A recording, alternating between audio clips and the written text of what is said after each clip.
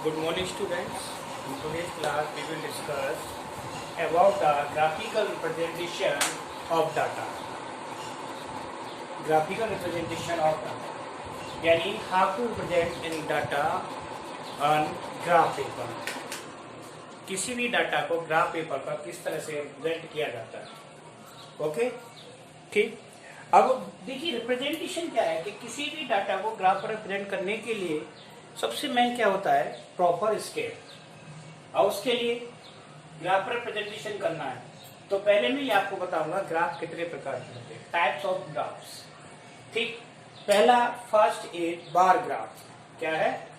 Bar graph. ठीक. दूसरा histograms, तीसरा फ्रीक्वेंसी पॉलीगॉन्स. आपके सिलेबस में ये 3 टाइप्स के ग्राफ्स है. पहला बार ग्राफ, दूसरा हिस्टोग्राम और फ्रीक्वेंसी पॉलीगॉन. तो बार ग्राफ के लिए क्या होता है, प्रॉपर कॉलम्स होते हैं इस तरह के. ये क्या बता रखा मैंने, बार ग्राफ. ये प्रॉपर कॉलम्स होते हैं जिनसे किसी भी डाटा को रिप्रेजेंट किया जाता है. जैसे किसी फैमिली का सर्वे किया जाए और उस फैमिली के टोटल एक्सपेंडिचर के बारे में बताना है कि कितना खर्चा स्कूल फीस पर होता है, कितना कोडिंग पर होता है, कितना हाउस रेंट में जा रहा है, कितना मेडिसिन में जा रहा है. तो यहाँ पर सारी क्या आएंगी, एक्स एक्सिस पर सारी कंडीशन आ जाएंगी और यहाँ पर हो जाएगा एक्सपेंडिचर इन रुपीज में लिख देंगे. तो अगर इस तरह का कोई डाटा है तो आप उसको बार ग्राफ से ही बनाएंगे. तो बार ग्राफ का कंस्ट्रक्शन करने के लिए कुछ पॉइंट्स हैं. Okay, construction of bar graphs. Bar graph को कैसे कंस्ट्रक्ट किया गया है, देयर आर 5 पॉइंट जो हमें माइंड में रखने हैं कि बार ग्राफ बनाते समय किन किन चीजों का ध्यान रखना है. मोस्टली क्या होता है कि बार ग्राफ देखा बस सीधे कॉलम खड़े कर दिए, ये नहीं पता इसका प्रॉपर स्केल क्या है, एक्स एक्सिस पर हम क्या ले रहे हैं, वाई पर क्या ले रहे हैं, इन चीजों का ध्यान रखना है. तो पहला पॉइंट था representation must be mention on the both axis. Representation means जो चीज आप रिप्रेजेंट कर रहे हो उन दोनों को बोथ एक्सिस पर रिप्रेजेंट करना है. सपोज यहाँ आप इस एक्सिस पर क्या रिप्रेजेंट कर रहे हो, जैसे किसी फैमिली का ये लेके चलते हैं, यानी किस किस आइटम से कहाँ का खर्चे हो रहे हैं और इस पर टोटल एक्सपेंडिचर. ठीक है ना. या किसी क्लास का डाटा ले रहे हैं हम, किसी का भी ले रहे हैं, तो इन दोनों पर 2 ही कंडीशन होती है ग्राफ बनाने की. एक कंडीशन को एक्स एक्सिस पर ले लिया और एक को वाई एक्सिस पर ले लिया. तो फर्स्ट पॉइंट इज क्लियर. क्या है first point, the representation must be mention on the both axis. यहाँ पर आप दोनों पॉइंट पर लिखना पड़ेगा, एक्स एक्सिस पर क्या ले रहे हैं और वाई पर क्या है. दूसरा, width of each bar column. इसको बोलते हैं हम बार कॉलम. ठीक है ना. इनकी विड्थ इक्वल होनी चाहिए. सपोज एक कॉलम एक उसके बराबर होना चाहिए, तो आपको ये करना है. कहीं कुछ मोस्टली क्या होता है, एक कॉलम तो बहुत पतला करते और एक बड़ा करते. नहीं, इन सबकी विड्थ इक्वल होनी चाहिए प्रॉपर मेजरमेंट से. ठीक. दूसरा, the gap between 2 bars must be equal. अब एक बार ये होगा, इन दोनों के बीच का कॉलम, ये column it should be equal. ये इक्वल होना चाहिए. ये नहीं है एक को तो पास हो रहा है दूसरे को और दूर बना दिया. ठीक. ये कॉलम की गैप इक्वल होना चाहिए. नेक्स्ट पॉइंट है बार्स में बी हॉरिजॉन्टल और वर्टिकल. अब ये जरूरी नहीं है कि बार इस तरह से है, आप इस तरह से भी बना सकते हो और इस तरह से भी, depends on your condition. Now A proper scale should be taken. This is must. आपको प्रॉपर स्केल लेना है और वो ग्राफ पेपर के ऊपर टॉप पर लिखना है, at the top of graph paper. कैसे? जैसे 1 column is equal to suppose 1 condition. Suppose करो यहाँ पर हम कंडीशंस ले रहे हैं, है ना, कंडीशंस ऑफ दिस ले रहे हैं और यहाँ पर उनके एक्सपेंडिचर ले रहे हैं. ठीक. तो 1 कॉलम क्या रिप्रेजेंट करता है, इस और वाई एक्सिस पर 1 कॉलम 10 रिपीट करता है, 100 करता है, 1000 करता है. इस तरह से आपको यहाँ मेंशन करनी है. On axis is this unit, on y axis this. ये सारी चीजें रिप्रेजेंट करने के बाद you should draw the graph only on graph paper, not the plain paper. अगर ग्राफ पेपर पर आप नहीं बना रहे तो वो ग्राफ पेपर नहीं. ग्राफ का मतलब है you should use the graph. कुछ बच्चे क्या है मोस्टली प्लेन पेपर पर ग्राफ, प्लेन पर ग्राफ कैसे हो जाएगा. ग्राफ पेपर का काम ग्राफ पेपर ही पर ही करना है. तो बार ग्राफ को बनाने के लिए ये पॉइंट्स हैं। अब मैं बार ग्राफ आपको बना के दिखाता हूँ कैसे बनता है।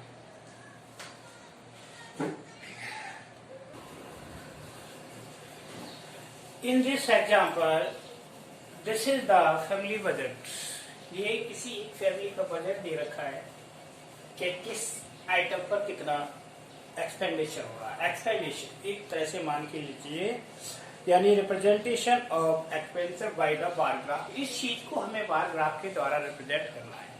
तो इसमें ये आइटम्स दे रखे हैं और नीचे अमाउंट। जैसे फर्स्ट आइटम है फूड। फूड पर कितना अमाउंट खर्च होता है 2600। क्लोथिंग, क्लोथिंग मीन्स गारमेंट्स जो हम पहनते हैं, उसका कितना हो रहा है 1100। एजुकेशन, बच्चों की पढ़ाई पर कितना हो रहा है 1700। मिसलेनियस मीन्स अदर खर्चे जो एक्स्ट्रा है, ठीक है ना, वो कितना हो रहा है 2000। और उसके बाद ओवरऑल जो सेविंग होती है ये 1500। अब इसको हम इसी डाटा को हमें किस पर दिखाना है, एक ग्राफ पेपर पर। अपने कंप्यूटर में पढ़ा होगा, जैसे भी कोई भी डाटा फटाक से सेलेक्ट करो ग्राफ बन जाता है। अब उसको ग्राफ पेपर पे बनाना है, तो कैसे बनाएंगे देखिए। फर्स्ट मैंने क्या बताया था, यहां पर हमारे पास कितनी कंडीशंस हैं, ओनली 2। एक एक्सिस पर एक कंडीशन को, दूसरे पर दूसरी कंडीशन। तो पहला काम क्या है, यू शुड टेक एक ग्राफ पेपर। क्या लेना है, एक ग्राफ पेपर। सपोज करो ये पूरा एक ग्राफ पेपर है, उसको 2 लाइन ड्रॉ करेंगे, हॉरिजॉन्टल और वर्टिकल, यानी एक्सिस। ये हो गया, ठीक। Need are 2 lines. एक ये हो गया और एक, ठीक है, ओ एक्स एक्सिस और ये वाई एक्सिस। ये 2 एक्सिस हो गए। अब एक एक्सिस पर इस पर लिखेंगे आइटम्स। तो यहां क्या लिख देंगे, आइटम्स। और दूसरे पर क्या लिखेंगे, अमाउंट। तो इस तरह से लिख देंगे एरो डालकर, amount, amounts in rupees. Amount हो गई। अब एक कॉलम एक आइटम को रिप्रेजेंट करेगा, तो मैंने एक प्रॉपर गैप लिया, ठीक है। प्रॉपर गैप के बाद एक कॉलम बना दिया, ठीक है। एक कॉलम यहां बना दिया इस तरह से, ये फिर गैप फिर कॉलम। अब पहला कॉलम क्या है, फूड। ये देखिए इस एक्सिस पर कितने, एक कॉलम को कितने के बराबर लेंगे। तो पहले सबसे पहले क्या लिखेंगे, स्केल, ठीक है ना। स्केल में on x axis 1 column is equal to 1 item, ठीक है ना। 1 कॉलम किसके बराबर है, 1 आइटम के। On y axis, axis 1 column is equal to 500, यानी एक कॉलम को 500 रुपीज के बराबर ले लिया, ठीक है। कॉलम ग्राफ पेपर पर बने होते हैं, आपने देखा, ठीक। तो ये क्या हो गया, पहला है 500, दूसरा 1000, तीसरा 1500, चौथा 2000 और नेक्स्ट 25 हो गया, और 3000, 3000। यस, पहला ही कॉलम कहा जा रहा है 26 पर, यानी अमाउंट का है 26। 26 मीन मोर देन 25। तो यहां से ऊपर लेंगे और यहां से कॉलम बना के सीधा आपको स्केल से बनाना है, एकदम स्ट्रेट है, ठीक। ये नहीं है कि जैसे कि मैं आपको सीधा हैंड पे विदाउट स्केल बना रहा हूं तो आप ही बना दो। You should draw by proper scale.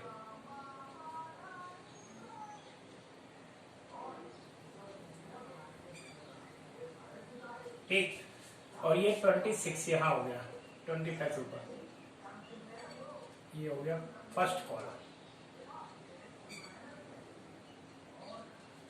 इसके नीचे ये फर्स्ट कॉलम किसका आया, फूड, ठीक है। चाहो तो आप इस कॉलम में लिख दोगे, किस में लिख दोगे, इसमें फूड आ गया।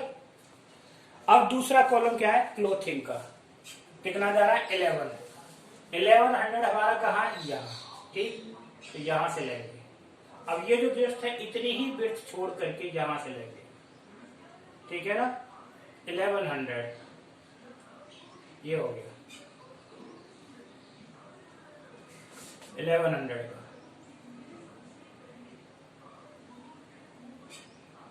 ठीक। तो ये क्या आ गया,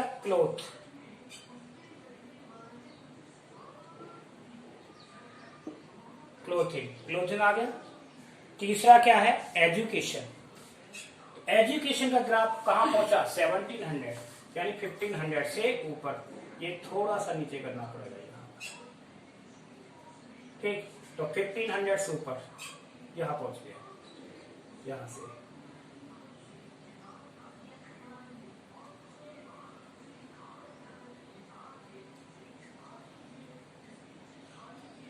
1500, ये 1700 तक हो गया। देखिए 1700 यहां आएगा, थोड़ा सा नीचे आएगा इसके, ये क्या आया, एजुकेशन, ठीक। उसके बाद नेक्स्ट है मिसलिनियस 2000, तो मिसलिनियस इसको आगे बढ़ा देंगे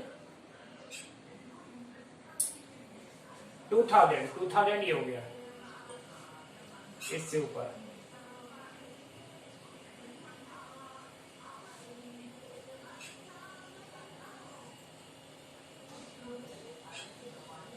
मिसलिनियस यानी अदर खर्चे, ठीक। और उसके बाद लास्ट है हमारे पास सेविंग कितना है, 1500, सीधा एग्जैक्ट 1500 से आ गया, यहाँ से ये हो गया सेविंग, ठीक। तो लास्ट ग्राफ किसका हो गया, सेविंग, तो दैट इज इक्वल टू, ठीक। तो ये इस तरह से बार ग्राफ बनता है, समझ आ गया बार ग्राफ।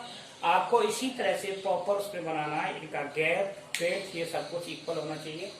प्रॉपर आप स्केल यूज करोगे तो ये सारी बिट्स वगैरह सब इक्वल जाएगी। इस तरह से बार ग्राफ आपको बनाना है, ठीक है। एक एग्जांपल और लेता हूं बार ग्राफ का, okay. In this question from NCERT exercise, the result of political parties in elections. तो ये पॉलिटिकल पार्टीज के रिजल्ट है किस पार्टी को कितनी सीट्स मिली, ठीक है ना। जैसे अभी आपने देखा होगा इलेक्शन होते हैं, बीजेपी, कांग्रेस, अदर पार्टी, तो किस पार्टी को कितनी सीट्स मिलती हैं उसको ग्राफ में रिप्रेजेंट करना है, रिप्रेजेंट इन द ग्राफ। तो ग्राफिकल रिप्रेजेंटेशन दिखाना है। अब इसमें कितनी पार्टी है, 1 2 3 4 5 6 पार्टीज है, और किसने कितनी सीट्स ले रखी है, पूरा डाटा दे रखा है, इसको रिप्रेजेंट करना है। तो सबसे पहला काम वही है, मैंने बताया था क्या, ग्राफ बनाने के लिए, ठीक। ड्रॉ द एक्सिस ड्रॉ कर दिया, दिस इज वाई और दिस इज एक्स एक्सिस। अब एक्स एक्सिस पर क्या लेंगे, पॉलिटिकल पार्टीज, यहां लेंगे हम पॉलिटिकल पार्टी,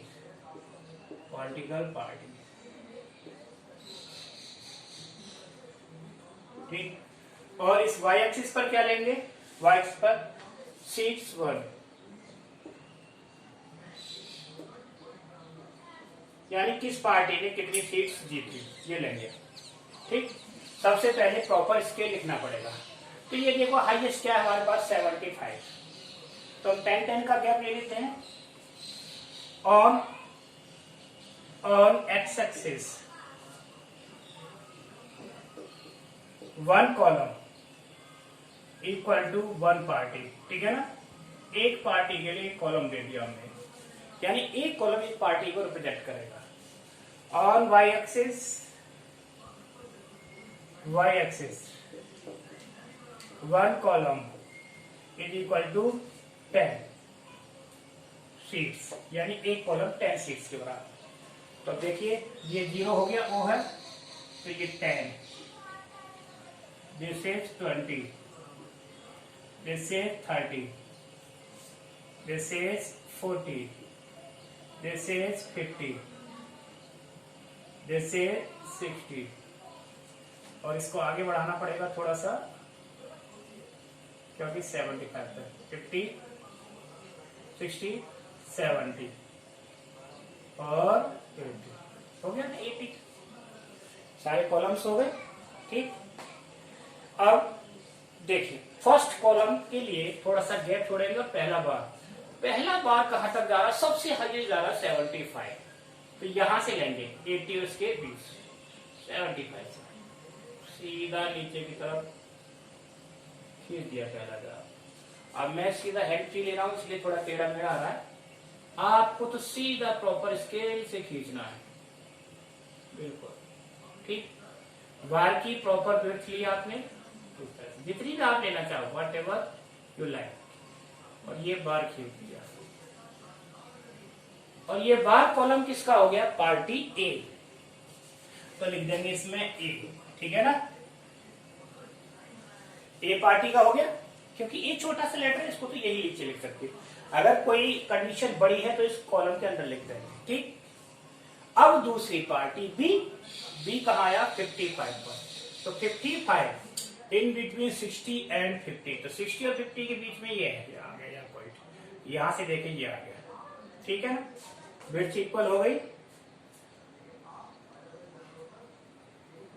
ये इक्वल विड्थ पर खेल दिया आपने,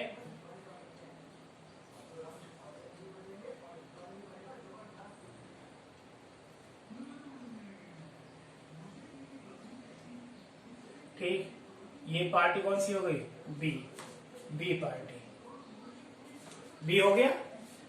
इसके बाद सी कहां पर है 37, यानी 40 से थोड़ा सा नीचे, यहां से हो गया ये फ्रॉम हियर,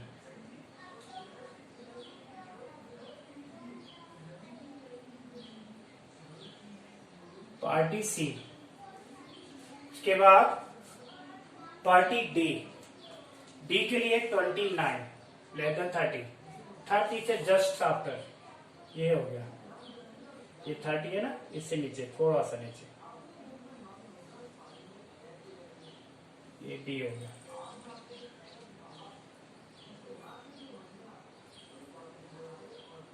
डी, और ये आगे बढ़ा देंगे थोड़ा और ग्राफ को, ठीक, ई और एफ, तो ई कितना है हमारा 10, तो 10 आ गया यहां से,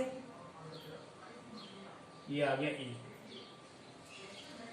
ठीक, दिस इज फॉर ई, और एफ इससे आगे बढ़ा देंगे, ठीक है, ये ग्राफ थोड़ा सा हमें पीछे से लेना चाहिए था। तो ये सारे क्या हो गए, ग्राफ हो गए, अब एफ और रह गया तो आगे बढ़ जाएगा 37 तक। तो इस तरह से इन सब चीजों को हम ग्राफ में रिप्रेजेंट कर सकते हैं।